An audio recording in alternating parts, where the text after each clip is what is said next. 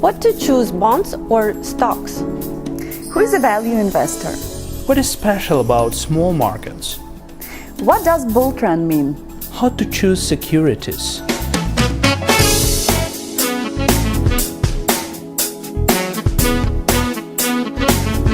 Hello, my name is Michael Bazilinsky and I am a financial advisor.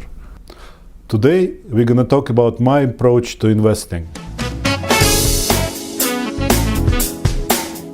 How does an investor decide what to invest his money in?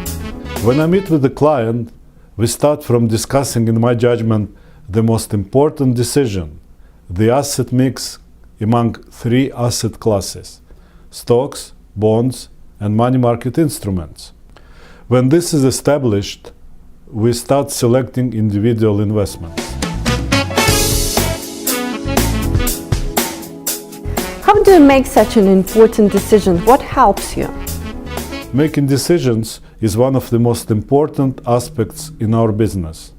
First of all, before I recommend an investment to a client, I have to do a lot of analytical work. I have to check out the company, look at the financial statements, what condition they are currently in, what is their place in the business, what are the trends in the industry, etc. It is also very important to look at the market and find an appropriate time to buy or sell a particular investment vehicle. My task is to identify the best time to buy securities or the most opportune time to sell them and make a decision quickly. Why does a financial advisor have to constantly monitor the state of the market? How often does the situation change? The situation changes all the time, and every day is different. We have discussed before how many events could influence the market. Sometimes it could be an unexpected geopolitical event. Sometimes it could be related to individual company that could lead to a good investment opportunities. That's why it's so important to be on top with everything what's going on. Why are small markets considered to be risky? It is once again a plain common sense.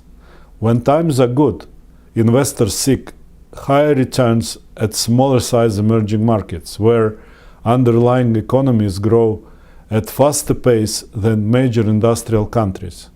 But as soon as situation changes for any reason, money flows back to major markets, leading to substantial losses for investors. That's why, in my judgment, only a small portion of average risk investment portfolio should be dedicated to emerging markets. What is the contrarian approach? Contrarian approach in general is to act opposite of prevailing market sentiment. In other words, you sell when everybody is buying and you buy when everybody is selling. The logic behind it is that the crowd is most of the time wrong, otherwise everybody would be rich. Another interesting analogy is to imagine a boat full of people. When suddenly everybody goes to one side of the boat, what's going to happen is obvious. It is very difficult for majority of investors to comprehend that the market is a discounting mechanism. It doesn't care that much for today and is looking forward what is going to happen 6-12 months down the road.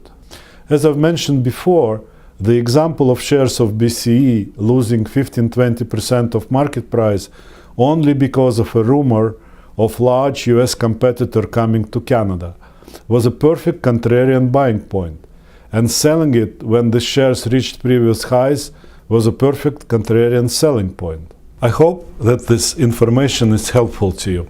I'm always glad to discuss all your questions over the phone and in person. All the best.